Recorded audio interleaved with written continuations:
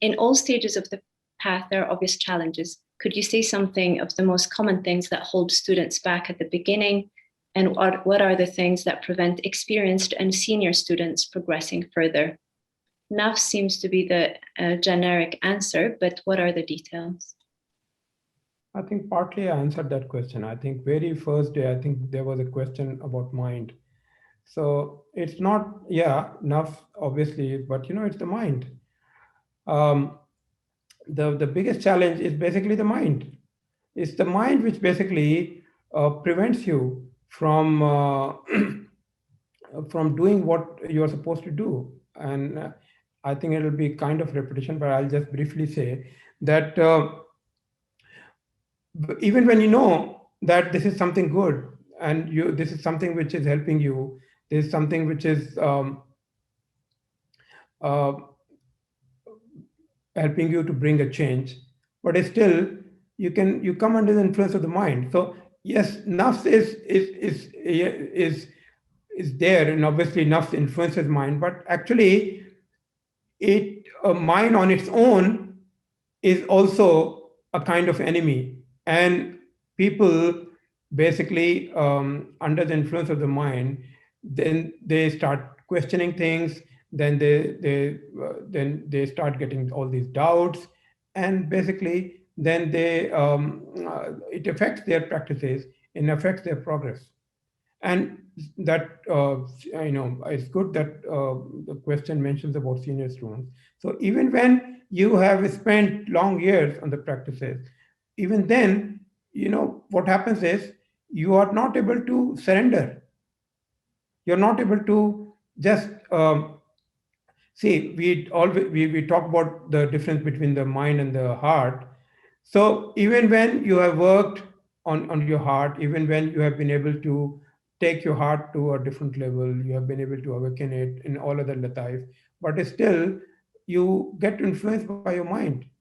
And th- instead of understand, see, so heart, when you do the practices, your heart makes progress, and your heart receives the knowledge, and through this knowledge it basically starts understanding things. But you don't allow that process. You basically interrupt that process by again and again bringing your mind. So there are many people who basically, they are they intellectualize everything. They are so, everything becomes kind of an intellectual question for them. So they unless they understand it intellectually, they won't. So what happens is this whole process of understanding, trying to understand everything through the mind, trying to bring this whole intellectual aspect into it, actually becomes their enemy. So that's their enemy, because instead of just listening to the heart, just allowing the heart and the lataif to basically progress and basically provide them with the answers, they try to understand everything through the mind, and they just can't stop this habit of trying to understand everything through the mind. And this you even when you start a discussion, you talk something, and then they will start asking questions, and those questions will be absolutely absurd, just intellectual questions which have no basis, no meaning. But it's just because it's their habit, and it's just because they are so used to it that they can't give up, and that becomes their biggest enemy. So I think it's the mind. Apart from the nerve, it's basically the mind which basically stops them. And this habit of trying to understand everything, this spirituality is something which is to be understood through the heart. But they don't allow, even when their heart has made progress, they don't allow their heart to, they don't allow to get the answers, they get the knowledge from the heart, because they um, um, trust their mind more than their heart. So unless, even when their heart is telling something, they want to listen it from the mind. So because they're always giving importance to the mind, they're always giving, they are trusting their mind more than the heart. Obviously, then the progress is slow, and then they start complaining because they think, oh, we have been doing the practices, we have been very diligent. Yes, you're very diligent, you have been doing all the practices, but you can't stop this bad habit of um, using your mind all the time.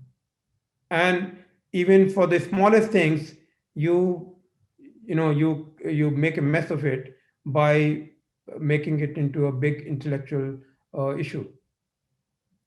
So I think the answer is that you should allow your heart, you should basically be more silent.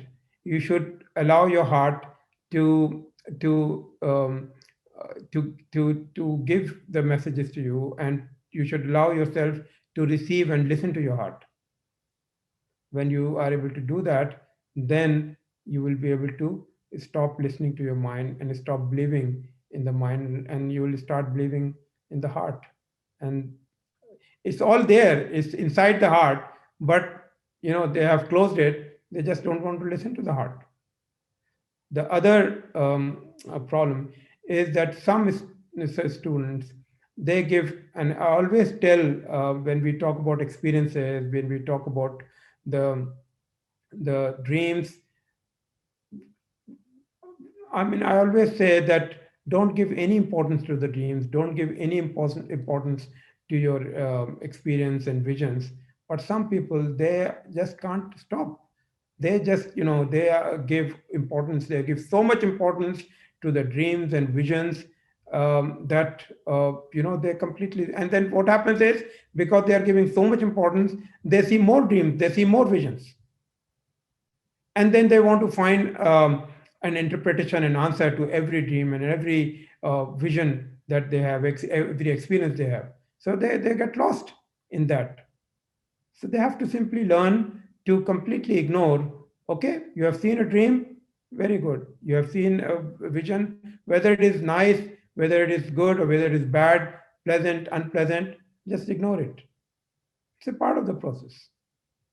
You should be focused on the goal rather than, on your destination rather than journey. Again, I always give this example. You are traveling in a train. What you see outside? Very nice view, very beautiful scene. Mm, it's not of no use if the train stops. But if the train continues, if it continues to move, and even if it's dark outside, even if you're sleeping, doesn't matter, because you will reach your destination. But there are some people who just get caught in this, uh, view outside, and they forget about the destination. So if the view is very nice, they feel happy. If the view is not nice, so then it's all about the view. It's all about the experience, all about visions. I think they forget about the real progress. They forget about the destination, and that's another problem. So these are the two main reasons why students, in spite of um, doing their practices, in spite of being very committed to the practices, doing the practices very diligently, they are not able to see the results. They are not able to see their progress because they are using the mind, and they are basically lost in their experiences.